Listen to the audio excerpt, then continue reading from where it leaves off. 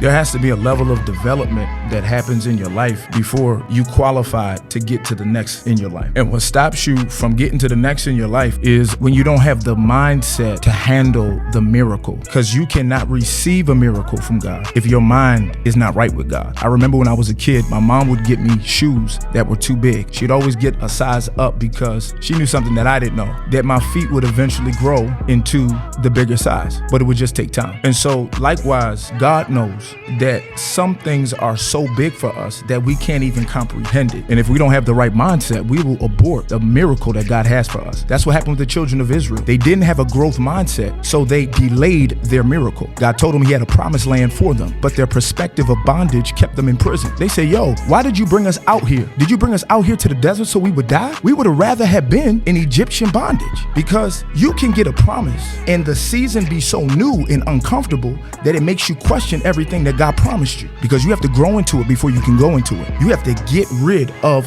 weakness. So God allowed them to walk around in the desert for 40 years because he was getting rid of the complainers, the people who didn't see it, the people who couldn't get it, the people who questioned God's ability to be God in their life. Maybe that's why God has you in a season of perpetual cycles, because God is trying to get rid of that weakness in your life. Because before you go, you got to learn that this season is meant for you to grow.